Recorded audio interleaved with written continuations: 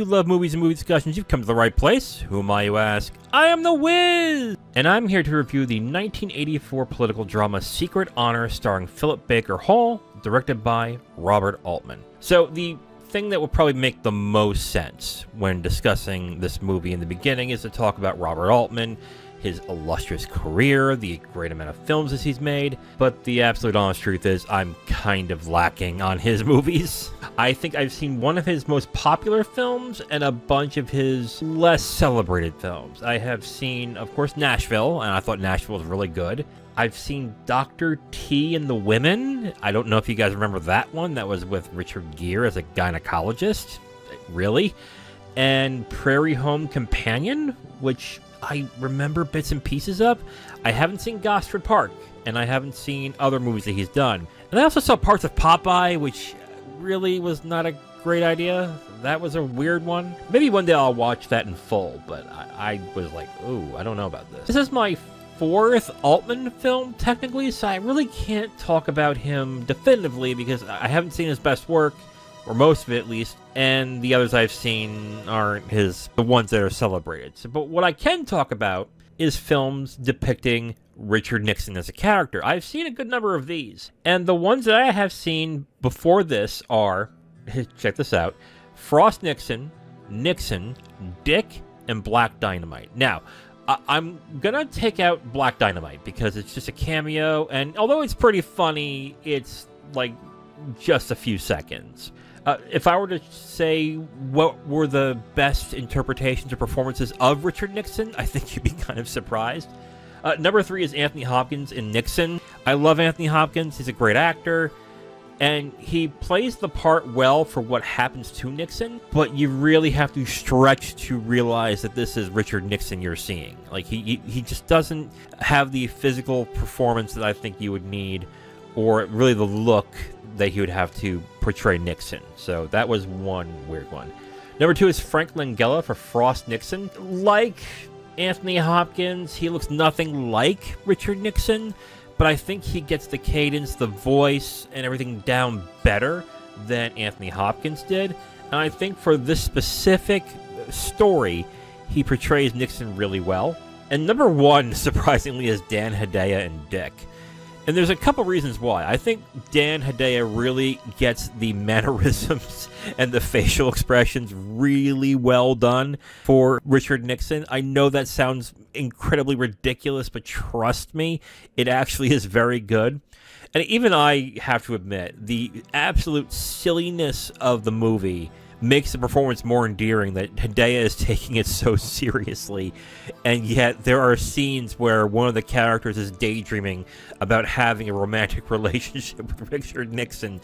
It is so absurdly ridiculous, but it's hilarious to watch. You might be hearing me going, oh yeah, Dan Hedaya is the best, be like, oh, okay, bro, yeah, I'm gonna just unsubscribe right now. But trust me, if you check out Dick, although honestly, it's been a while since I've seen Dick, so I'm probably looking at that with rose-tinted glasses a little bit. That's something I should watch again, honestly. I should definitely check out Dick one more time. Man, so I'm going to take that out of context and make me look really silly, but anyway. I think Dick is good. Yeah, there you go. I'm going to pay for that one, aren't I? Alright, so let us get into the review of Secret Honor, directed by Robert Altman. Before we do that, let's get into the plot. This film is set after the resignation of Richard Nixon. He is in his own personal study in New Jersey. He has a tape recorder, some whiskey, and a loaded revolver, and he basically records his rants and through the guise of trying to have a recording defending himself from the court of public opinion. And that is basically it. He kind of records his justifications about the history in his life, his political career, and what happened at Watergate. This is a fictionalized account, so this probably never happened. So just to keep that in mind, I don't even think it's historical fiction, because there is no proof that this actually happened. But this is definitely fictional, but it's about a real-life character, a real-life person, I should say. Alright, so let me get into my 3 points about Secret Honor, and the first point is it's probably the best performance of Richard Nixon in Philip Baker Hall. I mean, yeah, it really is a really good performance. And it's a performance that has to be incredibly good because he's the only thing you're seeing for 90 minutes. This is a one-man movie. You are only seeing Philip Baker Hall. You might see the camera pan away to a picture or a monitor or an item in the study, but you're only watching Philip Baker Hall as Richard Nixon, and he nails it. He is really good in the performance. He gets the mannerisms, the way that Nixon looks, the way he speaks. He's utterly believable as Richard Nixon in this. Does he have the look down 100%? No. But I think as a performance, it's probably the best you're ever going to get when it comes to Richard Nixon. Number 2, it's an interesting portrait of regret and paranoia. Now, I'm going to put regret in like parentheses because as much as he shows some remorse and regret, he automatically, in the next breath, tries to justify what he did. But also, I think the paranoia is what is much more prevalent throughout the entire film.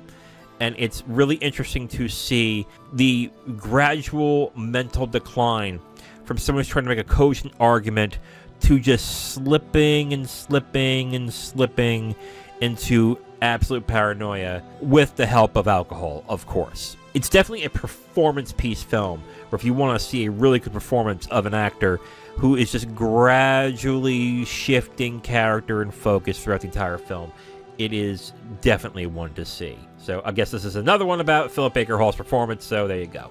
And my third point, you may need to know more than the basics to fully appreciate the film. I do like the film. I think it's a very good film. But even I had to admit that there were certain things that were lost on me, and not because I thought they were confusing, because I didn't have the requisite knowledge to know about specific names, certain events, things like that. So I thought you can come into this saying, well, I know about Watergate, I know about Nixon, I know about a few things about Spiro Agnew, stuff like that. But then when he starts talking about specific people and specific events, I kind of was like, oh, I think I need to know more than that. Maybe some might not need that to just appreciate the film for what it is, but I think to get a full picture, you may need to know a little bit more than just the cursory elements of Watergate and Nixon. So you can still watch it and enjoy it. I still think you could, but you may not get all of what the film is giving you if you don't have that knowledge. So keep that in mind. Who do I recommend this for? I recommend this for people if you like political drama. I mean, God, if you are into political dramas, especially of